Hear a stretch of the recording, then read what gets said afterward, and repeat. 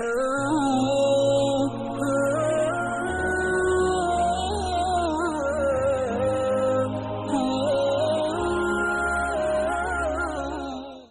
تبارک و تعالیٰ کی جتنی نعمتیں اللہ نے ہمیں عطا فرمائی ہے، ہر نعمت اپنی جگہ اہمیت کے حامل ہے۔ کسی نعمت کے بارے میں یہ نہیں کہہ سکتے ہیں کہ یہ نعمت ہمارے لیے اہم نہیں رکھتی، لیکن کچھ نعمتیں ایسی ہیں جو ہر آن ہر لمحہ ہمارے لیے اہمیت کے حامل ہے۔ ہم نعمتوں کو صحیح استعمال کرنا،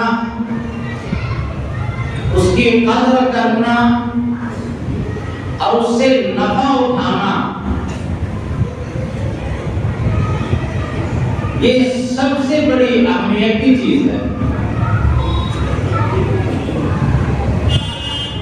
قرآن پاک میں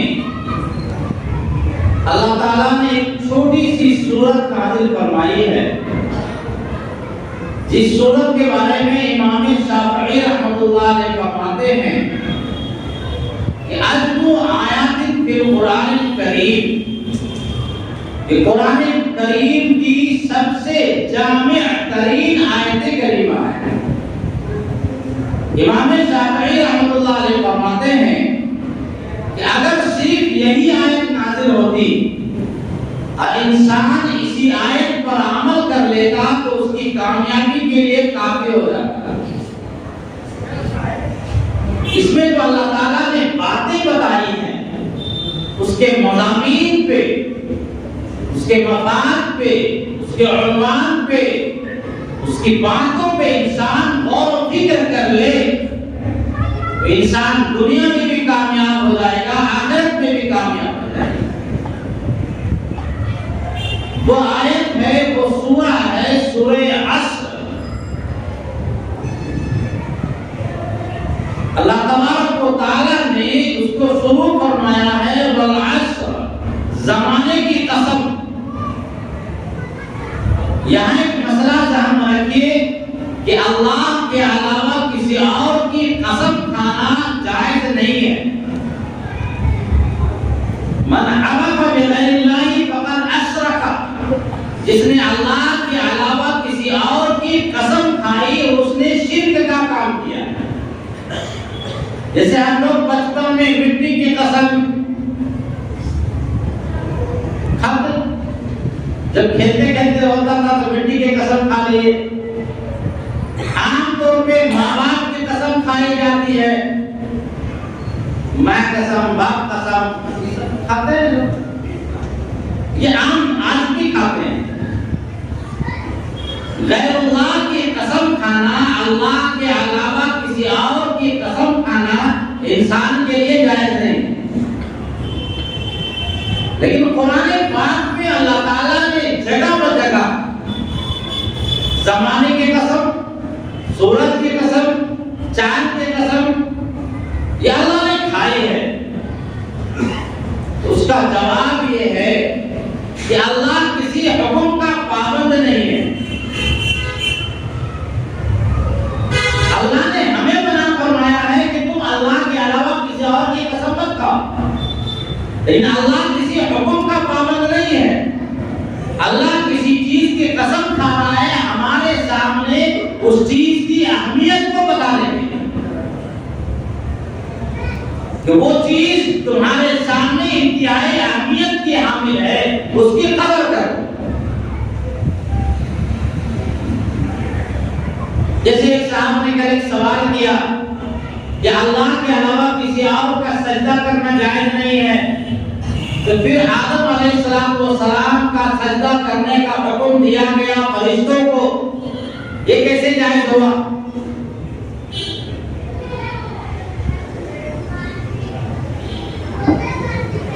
سوال یہ ہے کہ سجدہ کرنے کا حکم دیا کس نے؟ اللہ نے دیا۔ تو اللہ جس چیز کو حلال کہے گا وہ حلال ہے، جس چیز کو حرام کہے گا تو حرام ہے۔ یہی وجہ ہے والسلام میں بہت ساری چیزیں حلال تھی، امت محمدیہ میں اس کو حرام قرار دیا گیا۔ تصویر بنانا چاہے مٹی میں ہو پتھر کی ہو، پچھلے انبیاء علیہ السلام میں یہ جائز، امت محمدیہ میں اس کو حرام قرار دیا گیا۔ تو اللہ کے اختیار میں ہے کہ جس چیز کو اللہ چاہے گا حلال قرار دے گا، جس چیز کو اللہ چاہے گا حرام کر دے گا۔ اللہ تعالیٰ کسی حکم کا پابند نہیں ہے۔ اللہ نے جب کہا کہ آدم کا سجدہ کرو تو آدم کا سجدہ کرنا فرض ہو گیا۔ شیطان نے وہی دماغ لگایا، تو اللہ نے پوچھا ما منعک الا تسجد، تم نے سجدہ کیوں نہیں کیا؟ تو کہنے لگا خلقتنی من نار وخلقتہ من طین، آپ نے مجھے آگ سے پیدا کیا ہے، آدم کو مٹی سے پیدا کیا ہے، آگ اوپر جاتی ہے نیچے نہیں آتی ہے، اور مٹی اوپر سے نیچے آتی ہے، تو اوپر والا نیچے والے کا سجدہ کیسے کرے؟ ہم اعلیٰ ہیں۔ یہ مردود نہیں دیکھا کہ کہنے والے کون ہیں، حکم دینے والے کون ہیں، وہاں اپنی عقل کو دوڑایا، اپنی دلیل کو پیش کیا۔ یہ نہیں دیکھا کہ اللہ تبارک و تعالیٰ جس کو چاہتا ہے اعلیٰ بناتا ہے، جس کو چاہتا ہے ادنا بناتا ہے، اللہ کے اختیار میں ہے۔ جب اللہ نے کہا تھا کہ آدم کا سجدہ کرو تو آدم کا سجدہ کرنا فرض ہو گیا۔ فسجد الملائکۃ کلھم اجمعون، تمام کے تمام فرشتے سجدے میں پڑ گئے۔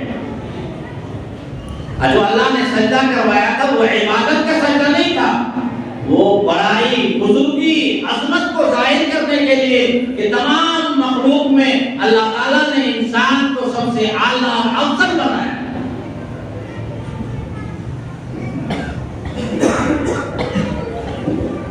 تو بہرحال یہ کہہ رہا تھا کہ اللہ تبارک و تعالیٰ نے جگہ بے جگہ، کہیں اللہ نے دن کی قسم کھائی، کبھی اللہ نے رات کی قسم کھائی، کبھی اللہ نے زمانے کی قسم کھائی، یہ وقت کی اہمیت کو بتانے کے لیے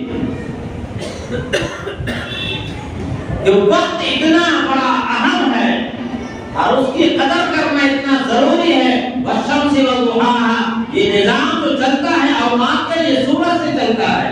والقمر اذا تلاها، اب تاریخ وغیرہ طے ہوتی ہے وہ چاند کے نظام سے طے ہوتی ہے، رات کی، دن کی، سورج کی، چاند کی۔ یہ اللہ تبارک و تعالیٰ نے یہ اہمیت کو ظاہر کرنے کے لیے، اور اسی سے آپ اندازہ لگا سکتے ہیں کہ اللہ تبارک و تعالیٰ نے نماز کے اوقات کو متعین کر دیا۔ ان للصلاۃ اولا وآخرا، نماز کا اول بھی ہے، نماز کا آخر بھی ہے۔ اگر اس وقت پر ادا کیا جائے تو نماز ادا ہوتی ہے، اگر وقت گزر جائے گا تو نماز قضا ہو جاتی ہے۔ اگر آدمی ظہر کے وقت میں نماز کو نہ پڑھا، بعد میں جتنا بھی ادا کرے گا وہ ظہر، وہ ادا نہیں ہو سکتا ہے، وہ قضا ہی ہوگا، باسی باسی ہے، تازہ تازہ ہوگا۔ لاکھ آپ نے عمدہ سے عمدہ بریانی بنائی، ہزاروں روپے کا آپ کو اس میں مسالہ آپ نے داخل کیا، لیکن اگر وہ باسی ہو گیا ہے، اس کا ذائقہ، تازہ کا ذائقہ فرق ہوگا۔ تو نماز کو وقت پہ ادا کیا جائے تو نماز وہ اعلیٰ اور عرفہ ہوتی ہے۔ اگر وقت ہمارا نکل گیا تو وہ نماز کا جو فضیلت ہے، نماز کی جو اہمیت ہے، نماز میں جو ثواب ہے، وہ ثواب نہیں مل سکتا۔ رمضان مبارک کے اللہ تعالیٰ نے دن مقرر کر دیا، چاند دیکھ کر کے شروع کرنا ہے اور چاند دیکھ کر کے ختم کرنا ہے۔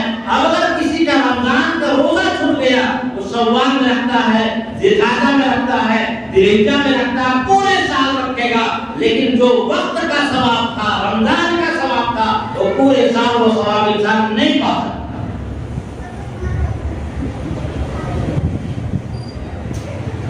اللہ تعالیٰ نے حج کا ایک مقرر وقت کیا ہے، اسی میں حج ہوگا۔ وہ وقت گزر گیا تو آپ پورے سال احرام باندھ کر کے لبیک بحجہ لبیک بعمرہ پورا چلاتے رہے، حج نہیں ہو سکتا ہے۔ جو اللہ نے وقت مقرر فرمایا ہے اسی میں حج ہوگا۔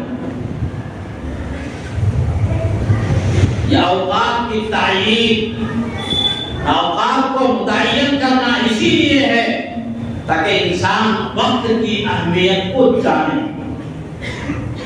نبی علیہ السلام نے ارشاد فرمایا نعمتان مغبون فیہما کثیر من الناس، اللہ تعالیٰ کی دو نعمتیں ایسی ہیں کہ عام طور پہ انسان اس کے بارے میں خسارے میں ہے، نقصان میں ہے۔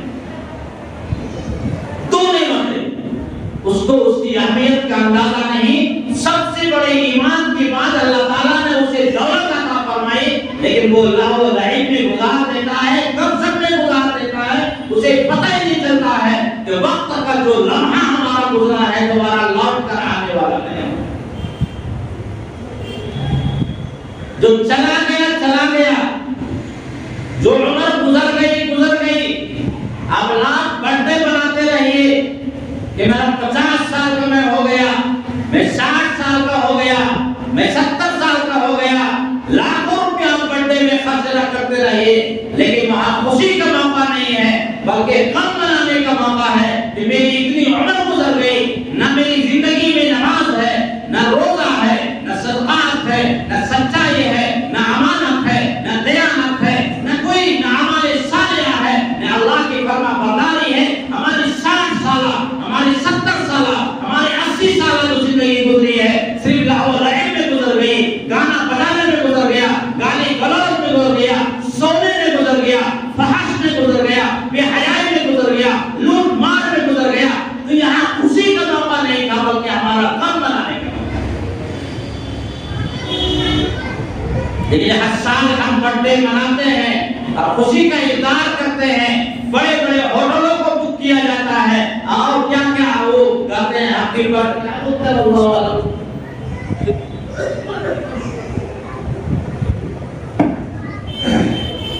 نبی علیہ السلام اور اسلام ہماری رہنمائی کرتا ہے کہ جو وقت ہمارا گزرتا جا رہا ہے، جو گزر گیا، اس پر ندامت اور افسوس ہونا چاہیے، اس پر خوشی نہیں ہونی چاہیے۔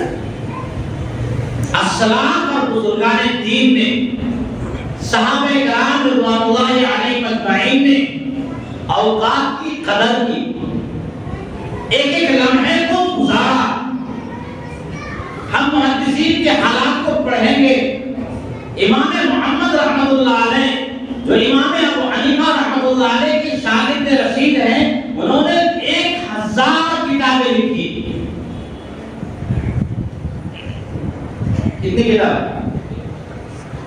1000، اور ایک کتاب 20 جلدوں میں ہے، 25 جلدوں میں ہے، 40 جلدوں میں ہے۔ ایک کتاب، یعنی ایک کتاب بولتے ہیں اتنی بڑی ہو تو ایک کتاب۔ اس طرح سے 1000 کتابیں امام محمد رحمۃ اللہ علیہ نے لکھی ہے۔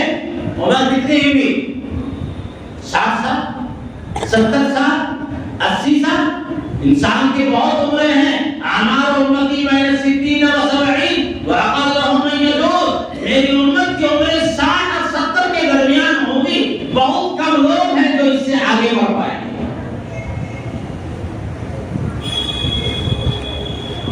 ایسا نہیں کہ انہوں نے شادی نہیں کی، ان کے بال بچے نہیں، ان کے اولاد نہیں، ان کے سسرال نہیں، ان کا خاندان نہیں، سب سے کنارے ہو کر کے صرف کتاب لکھنے میں لگے رہے، ایسا نہیں۔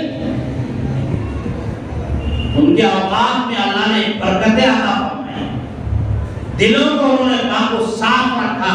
یہی 24 گھنٹہ کا جو عرصہ تھا، اسی میں بیوی کے حقوق ادا کرتے تھے، رشتہ داروں کے بھی حقوق ادا کرتے تھے، بال بچوں کی تربیت بھی فرماتے تھے۔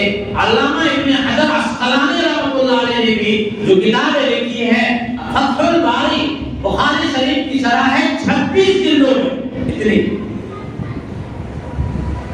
اس طرح سے 20 کتابیں علامہ ابن حجر عسقلانی رحمۃ اللہ علیہ کی۔ علامہ عقیلی کے بارے میں لکھا ہے 800 جلدوں میں کتاب لکھی تھی، 800 جلد میں۔ کب لکھا انہوں نے؟ اچھا عجیب و غریب بات یہ ہے اس زمانے میں یہ قلم نہیں تھا، یہ لیب نہیں تھی، یہ قمقمے نہیں تھے، یہ پنکھا نہیں تھا، یہ اے سی نہیں تھی، روشنائی خود بناتے تھے اور لکڑی کا قلم ہوتا تھا جو چھیل کر کے نرکل کا بناتے تھے، یوں بولوں لیکن کاغذ بھی یہ نہیں تھا، کبھی کپڑا میں لکھ دیا، کوئی پتھر پہ لکھ دیا، بہت کم کاغذ ملا کرتا تھا۔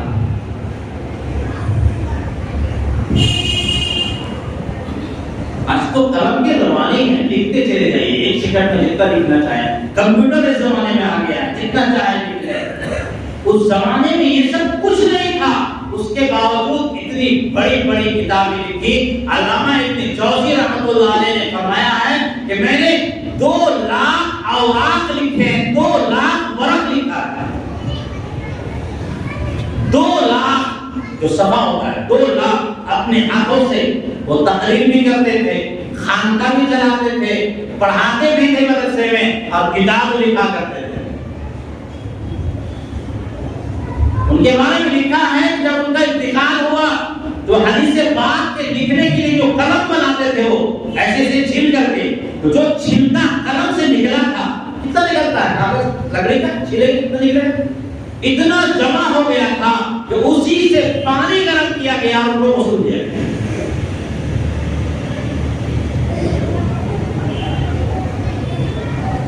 علامہ ابن تیمیہ رحمۃ اللہ علیہ کو جب جیل میں کنویں میں ڈال دیا گیا تو حضرت نے وہاں سے اپنے شاگردوں کو بٹھا دیا اوپر میں اور وہیں سے بولتے تھے اور وہیں سے لکھواتے تھے۔ آپ دیکھیے فتاوی ابن تیمیہ 50-60 جلد میں ہے، اس طرح سے ان کی 20 کتابیں ہیں۔ علامہ سیوطی رحمۃ اللہ علیہ کے حالات میں پڑھے، وہ ایسا فن نہیں ہے جس میں حضرت کتاب نہ لکھی ہو۔ جلالین جو بخاری شریف قرآن پاک کی شرح ہے، 40 دن میں حضرت نے لکھا ہوا۔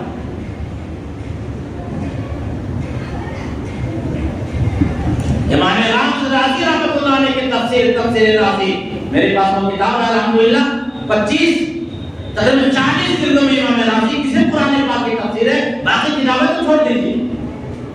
اس طرح سے علماء کے، محدثین کے، فقہاء کے کتابوں کو ہم پڑھیں گے، حالات کو ہم پڑھیں گے تو آپ کو اندازہ ہوگا کہ اسی 24 گھنٹے کی زندگی میں انہوں نے اس قدر وقت کی اہمیت کو جانا، اپنے اوقات کو ضائع نہیں کیا۔ آپ دور نہ جائیں، ہمارے اشرف علی تھانوی رحمۃ اللہ علیہ نے اسی تقریر بھی کرتے تھے، خانقاہ بھی چلاتے تھے، پڑھاتے بھی تھے، مریدین کی اصلاح بھی کرتے تھے۔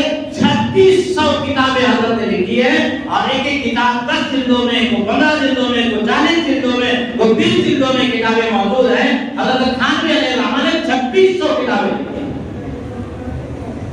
اتنی موٹی اعلان السنن آپ دیکھ لیں، میرے پاس موجود ہے، 40 جلدوں میں عربی میں، اناد الفتاوی 10 جلدوں میں، خطبات حکیم الامت 36 جلدوں میں چھپی ہے۔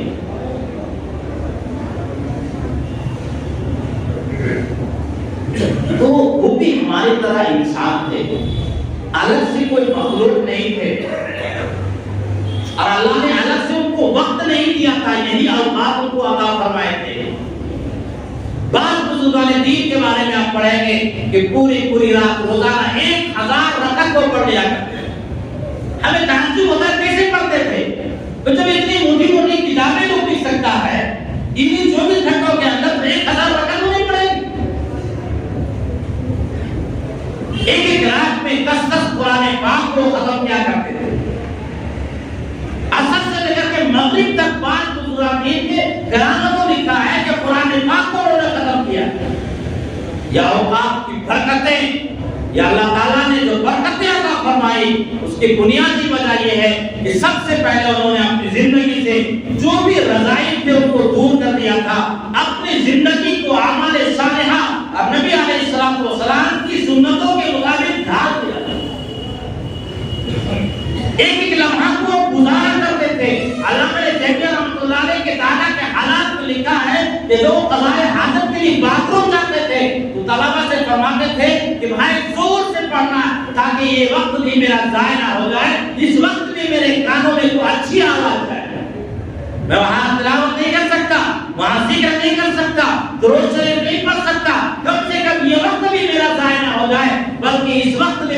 گھروں میں اچھی بات ہے۔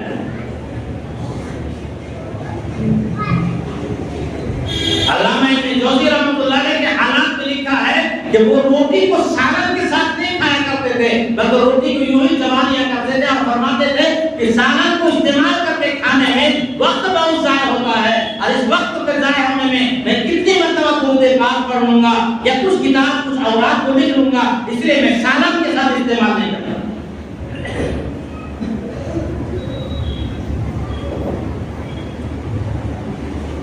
گواہ بھی ہم نے جو اسلاف سے میراث پائی تھی، سریا سے زمین پر آسمان نے ہم کو دے دیا۔ ہم نے بزرگوں کے زمانے کو پڑھنا بند کر دیا، کتابوں کو پڑھنا کا رواج تو ختم ہی ہو گیا۔ میچ دیکھنے کا ہمیں بڑا شوق، فلمیں دیکھنے کا ہم کو بڑا شوق، لیکن ہمیں کبھی اندازہ کبھی شوق آیا کہ ابوبکر صدیق کے حالات کو ہم پڑھیں، ہمارے فاروق کے حالات کو پڑھیں، عثمان غنی کے حالات کو پڑھیں، حضرت علی کے حالات کو پڑھیں، حضرت معاویہ کے حالات کو پڑھیں، عمرو بن عاص کے حالات کو پڑھیں، طارق بن زیاد کے حالات کو پڑھیں، خالد بن ولید کے حالات کو پڑھیں، صلاح الدین ایوبی کے حالات کو پڑھیں، محمد بن قاسم کے حالات کو پڑھیں کہ انہوں نے ہمیں ایمان جو ہے اسلام ہندوستان میں آیا ہے اور محمد بن قاسم کی برکت ہے 18 سال کا نوجوان کا ہندوستان میں آیا ہے۔ پڑھیں گے تب تو اندازہ ہوگا۔ تو نبی علیہ السلام نے فرمایا نعمتان مغبون فیہما کثیر من الناس، اللہ کی دو نعمتیں ایسی ہیں کہ عام طور پہ لوگ اس میں خسارے میں ہیں۔ ایک واقعہ ذہن میں آیا، مفتی تقی عثمانی صاحب دامت برکاتہم جو ابھی ایشیا کے یہ دنیا کے آپ سمجھیے نمبر 1 کے عالم دین میں ہے، اللہ تعالیٰ نے جو ان کو ثقافت و علم عطا فرمایا ہے اس کی نظیر عالم عرب میں نہیں۔ ان کے ابا ہے مفتی شفیع عثمانی رحمت اللہ علیہ، جو مفتی اعظم دارالدیوبند، جب پاکستان بنا تو پاکستان چلے گئے تھے، جو بچے لگے ہوئے انہوں نے فرمایا، مفتی تقی عثمانی صاحب فرماتے ہیں کہ ابا نے ایک مرتبہ ہم سب کو بلایا اور کہا کہ بیٹا ایک واقعہ میں تم کو سناتا ہوں، اپنا عمل سناتا ہوں، اگرچہ یہ عمل سنانے کا نہیں ہے لیکن تاکہ تجھے عبرت ہو، نصیحت ہو، اس لیے میں تمہارے سامنے یہ واقعہ سناتا ہوں۔ فرمایا کہ جب میں باتھ روم جاتا ہوں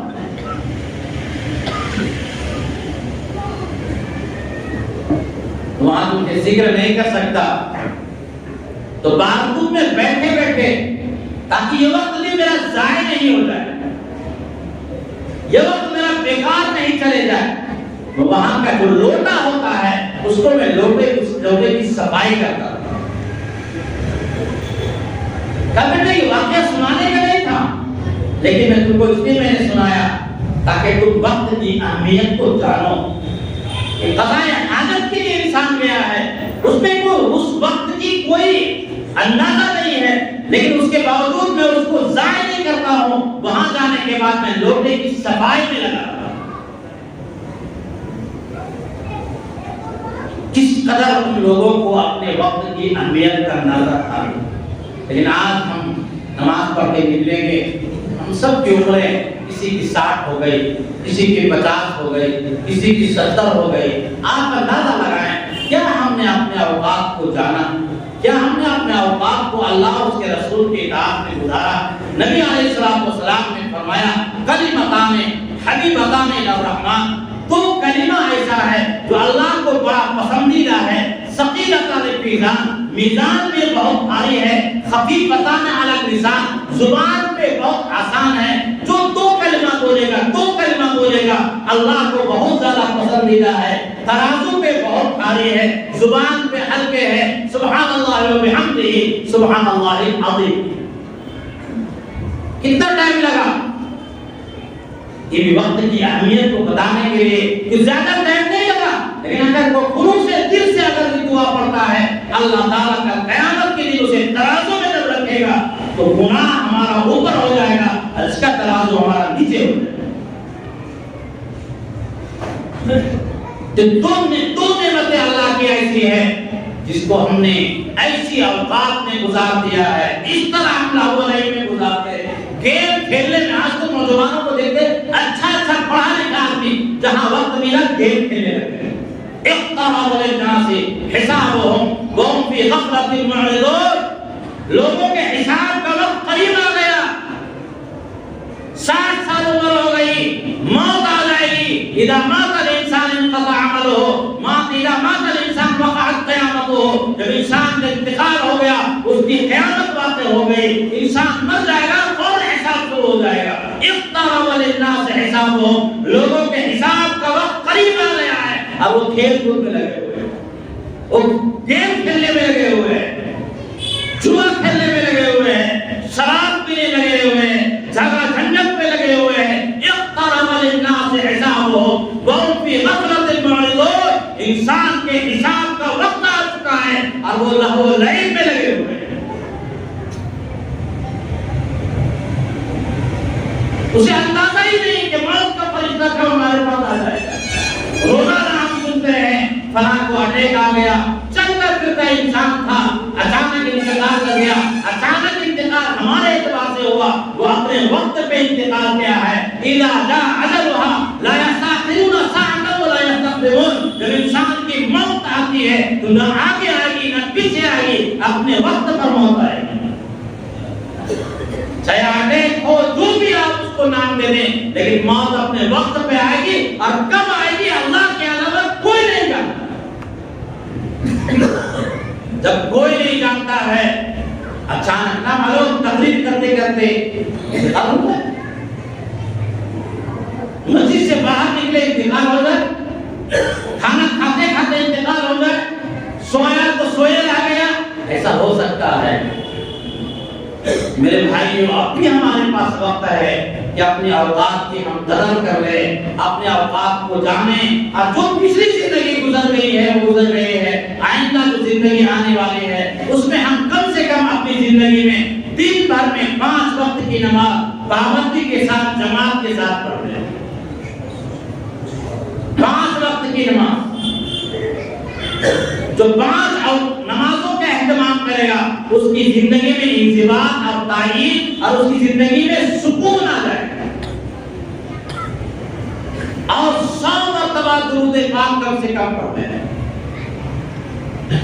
24 گھنٹے میں 100 مرتبہ کم سے کم صلی اللہ علیہ وسلم, صلی اللہ علیہ وسلم, صلی اللہ علیہ وسلم. سب سے چھوٹا درود ہے, چلتے پھرتے 100 مرتبہ درود پاک پڑھ لیں, 100 مرتبہ لا الہ الا اللہ محمد رسول اللہ پڑھ لیں. اتنا پڑھ لیں گے تو ایمان پہ ہمارا خاتمہ ہو جائے گا. 5 وقت کی نماز پڑھ لیں, 100 مرتبہ کلمہ طیبہ کو پڑھ لیں. اللہ تعالیٰ یقیناً ہماری اگر موت دے گا تو ایمان پہ ہمارا کریں گے انشاءاللہ. اللہ تعالیٰ ہم سب کو اعمال صالحہ کرنے کی توفیق عطا فرمائے, وقت کی قدر کرنے کی توفیق عطا فرمائے. وآخر دعوانا الحمدللہ.